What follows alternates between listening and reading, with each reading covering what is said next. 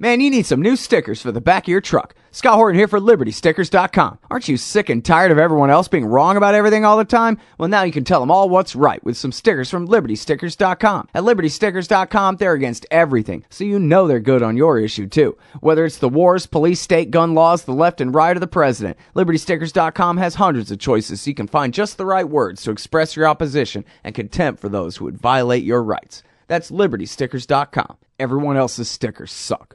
All right, y'all, welcome back to the show. And god dang news is finally over. And now the show's back on. All right, well, I'm Scott Horton. This is my show. ScottHorton.org is my website.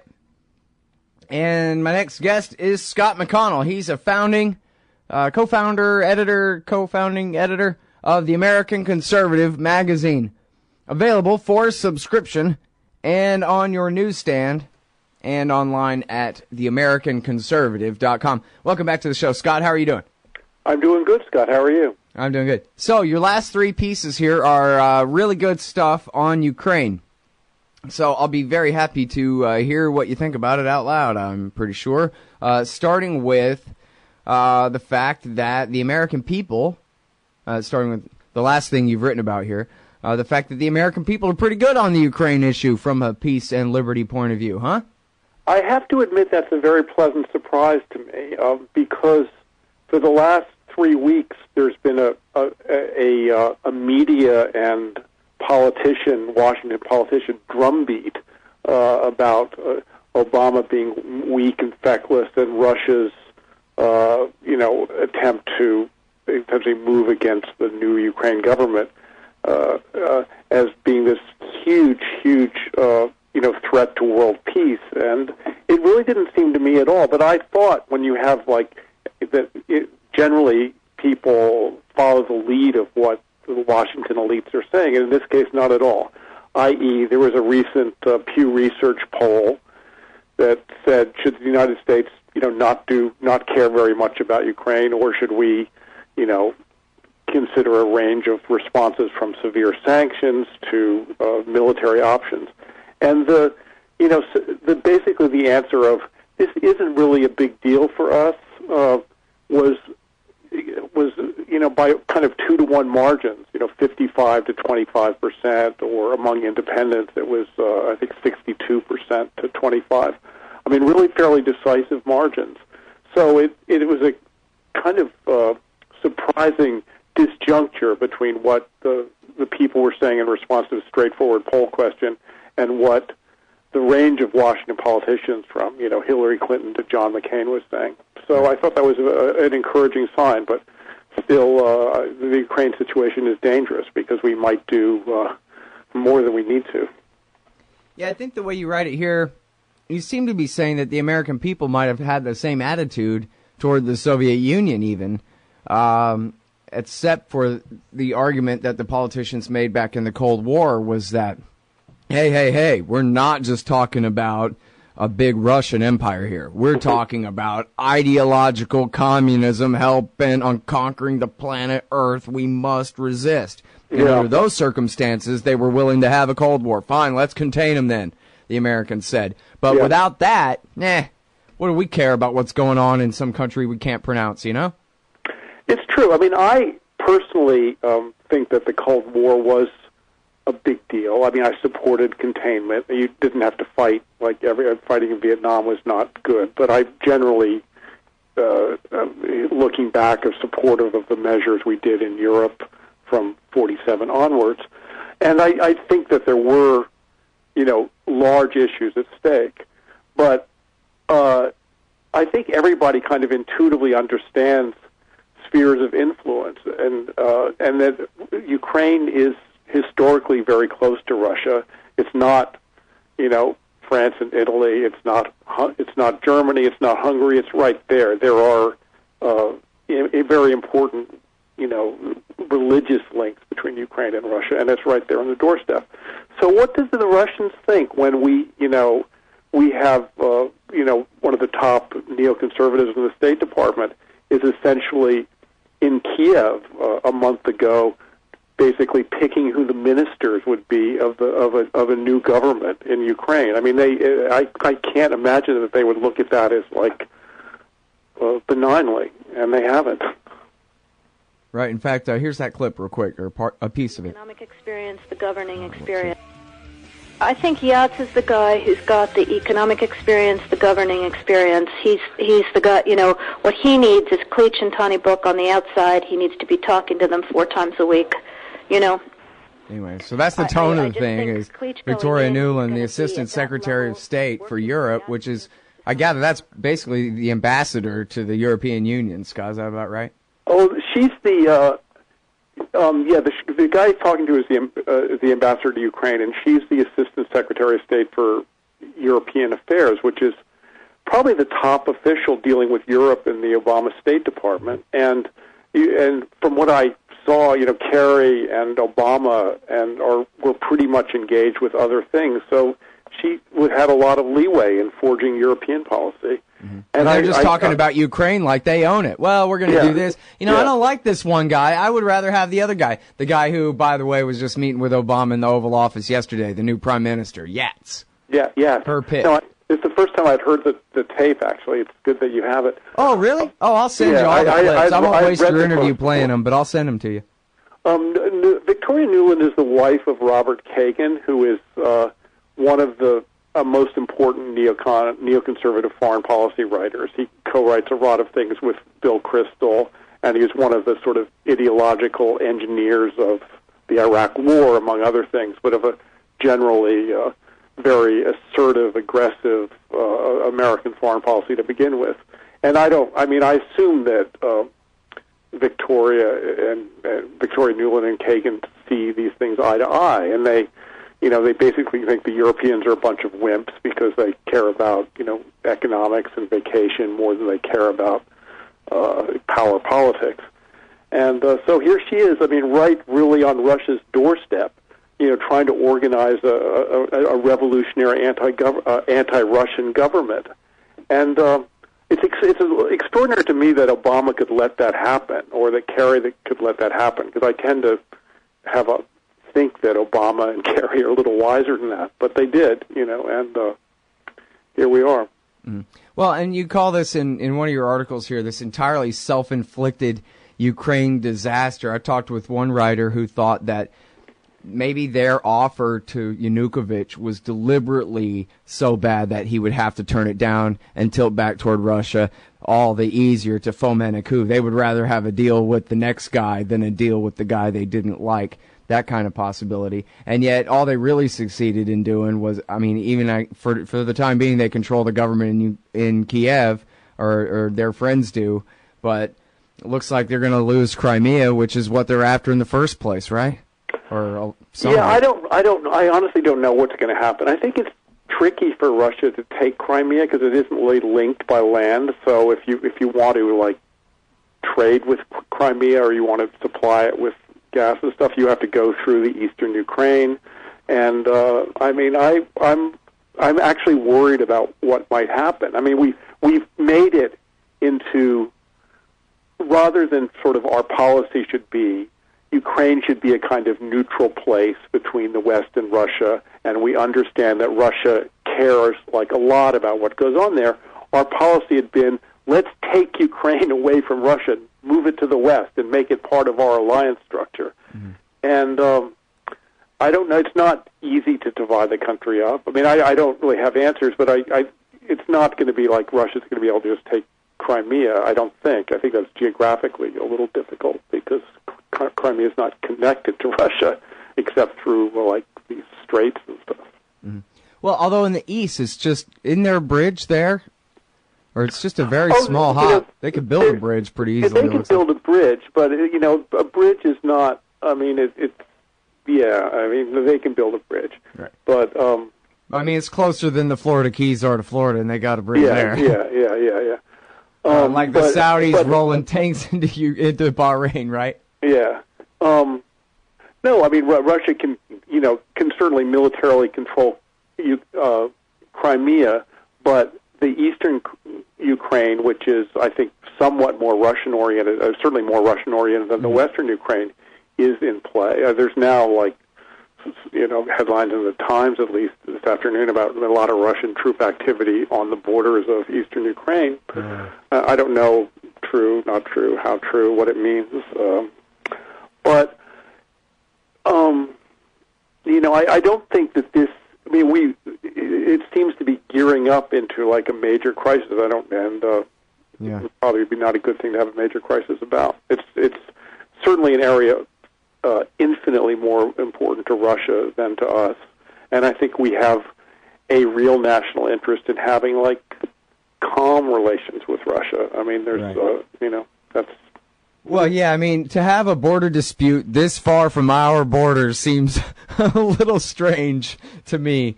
But yeah, I want to talk with you about some of the interests that we have with the Russians and just how important in the scheme of things those interests might be compared to who rules in Kiev. More with Scott McConnell from the American Conservative magazine when we get back from this break. Just a minute, y'all. Hey, Scott Horton here to tell you about this great new book by Michael Swanson, The War State. In The War State, Swanson examines how Presidents Truman, Eisenhower, and Kennedy both expanded and fought to limit the rise of the new national security state after World War II. If this nation is ever to live up to its creed of liberty and prosperity for everyone, we are going to have to abolish the empire. Know your enemy. Get The War State by Michael Swanson. It's available at your local bookstore or at Amazon.com in Kindle or in paperback. Just click the book in the right margin at scotthorton.org or thewarstate.com. All right, y'all, welcome back to the show. I'm Scott Horton. This is my show, The Scott Horton Show. I'm talking with Scott McConnell.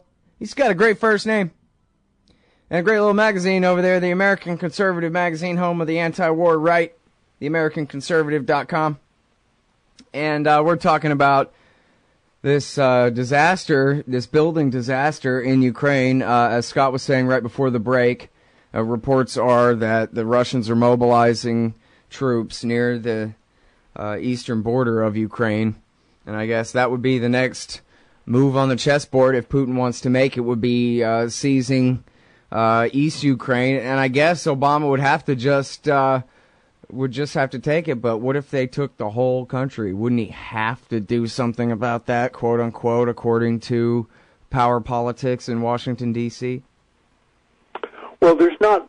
I don't think you would have an intentional war about that. But I actually don't think that would happen. But even, troops in the eastern Ukraine is likely to get everybody very tense for a long time. Right. I don't want to be overly alarmist. I'm just like reading the headlines in the New York Times on the web. I don't have I don't like being alarmist either. I mean, it seems to me like Putin's already winning in every way. Last time we did a coup there in 2004, all he had to do was wait around a couple of years, and then he got this guy in.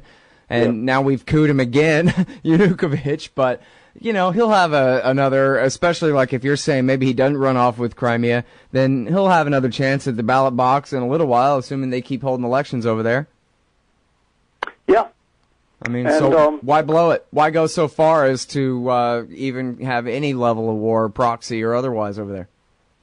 I think it's hard for the Ukrainians. I mean, it's a very divided country, and I think it's hard for them to have elections where they, even remotely agree on much common ground between East and West. I mean, I've known just Western Ukrainians who are completely disdainful of the Russian Ukrainians. Anyway.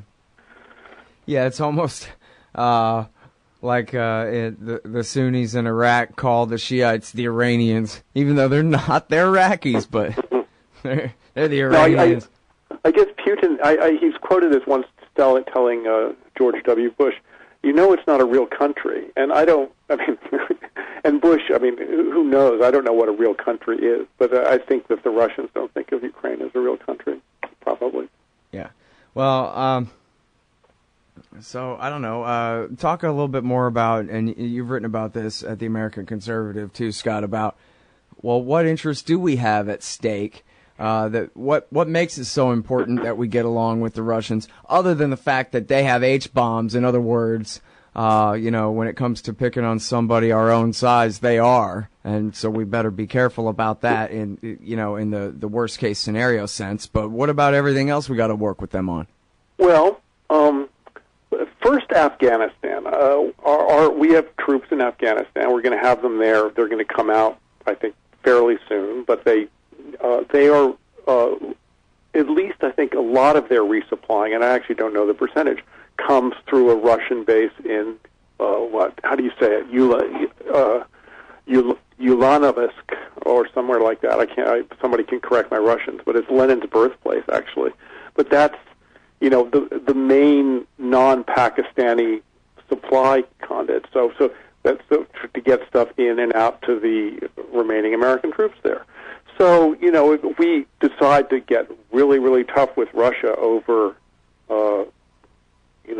Crimea, then maybe that base won't be supplying them. Now, I guess the American troops could get out through Pakistan, but that might be, I can imagine that would be costly in lives and certainly more expensive, but perhaps bloodier. And I'm sure that the American commanders of the American troops in Afghanistan do not want to see their access to resupply through the Russian route cut off.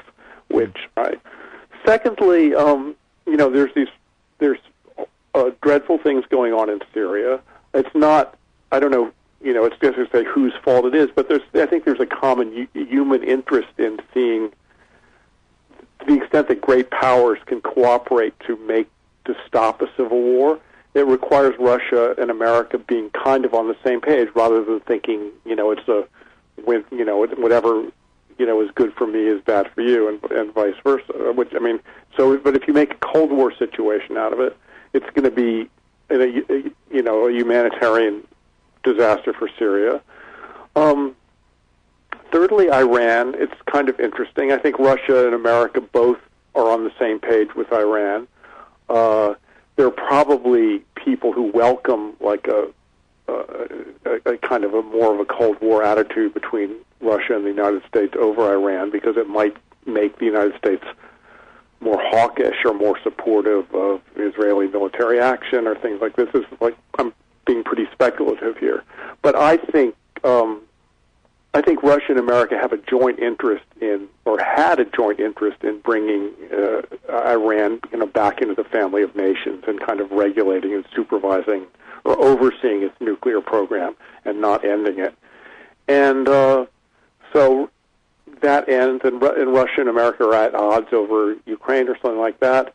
Then it makes war more likely in the Middle East. Those are 3 points I would make. And just generally speaking, I think Russia is a big, great power, and I don't think there's any innate hostility between the American people and the Russian people, nor do we have huge conflicts of interest that are obvious. So, yeah, it seems like if you run a hawkish think tank, then okay, yeah, it makes great sense to try to relive your Cold Warrior days and all that. But if Pat Buchanan can put in writing and come on this show and talk about how, oh, Russia, yeah, well, you see, Russia's not the Soviet Union. The Soviet Union is dead and gone, and their military, the Red Army, does not exist, and they do not occupy the dozen nations on their periphery that they used to occupy, and those days are gone. We do not have to have this kind of conflict. If that's good enough for Pat, that ought to be good enough for anybody on the right or left or anywhere on the political spectrum in America, right? Pat is absolutely right about that.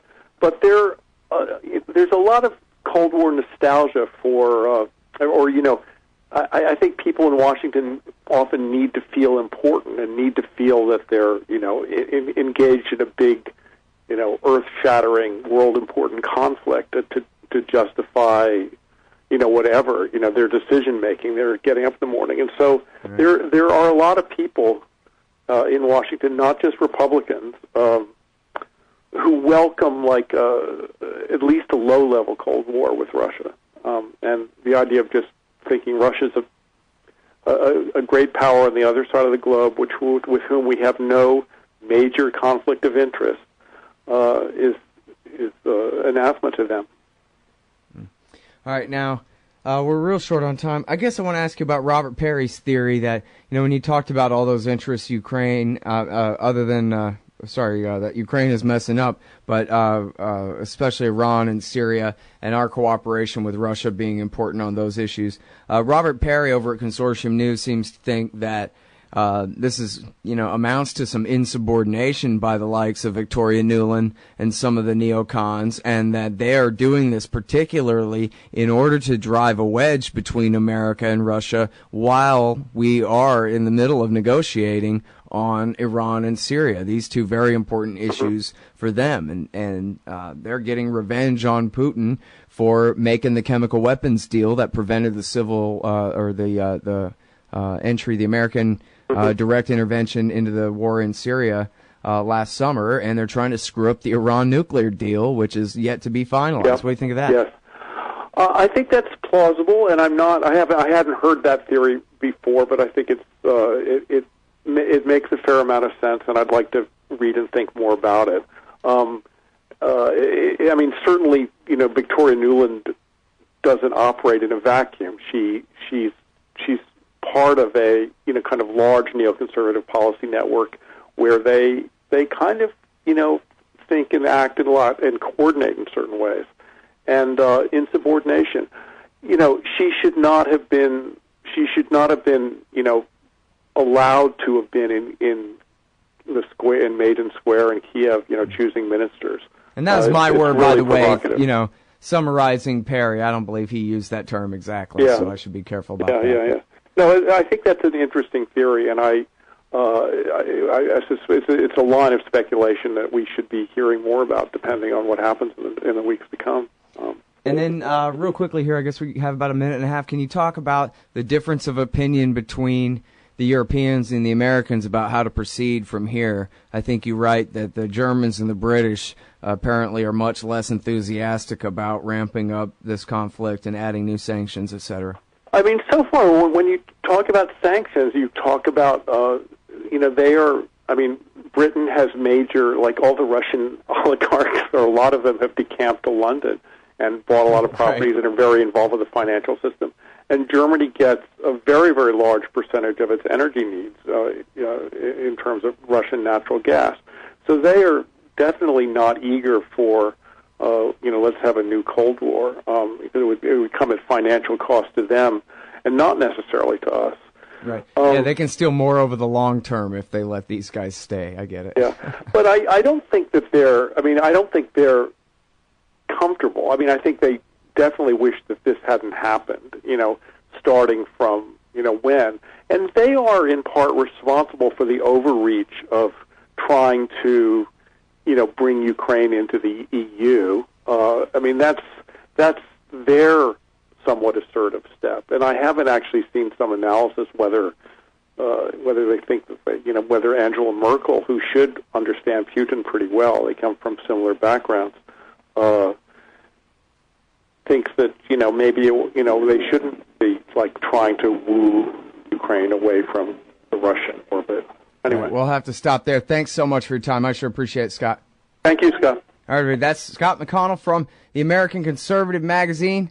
He co-founded it, theamericanconservative.com, on Ukraine. Cool the triumphalism, our entirely self-inflicted Ukraine disaster, and push for a new Cold War seems to stall. Thank goodness. Hey, y'all, Scott here. Ever wanted to help support the show and own silver at the same time? Well, a friend of mine, libertarian activist Arlo Pignatti, has invented the alternative currency with the most promise of them all. QR Silver Commodity Discs. The first ever QR code 1-ounce silver pieces. Just scan the back of one with your phone and get the instant spot price. They're perfect for saving or spending at the market. And anyone who donates $100 or more to the Scott Horton Show at scotthorton.org/donate gets one. That's scotthorton.org/donate. And if you'd like to learn and order more, send them a message at commoditydiscs.com or check them out on Facebook at /commoditydiscs.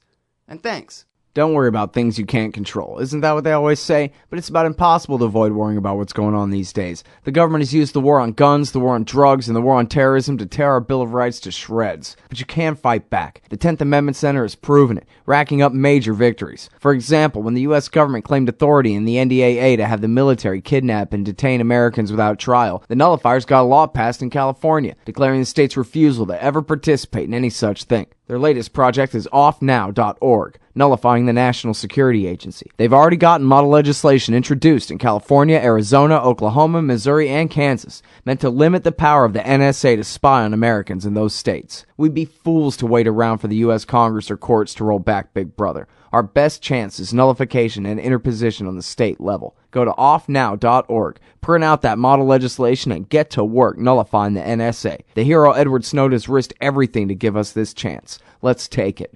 offnow.org.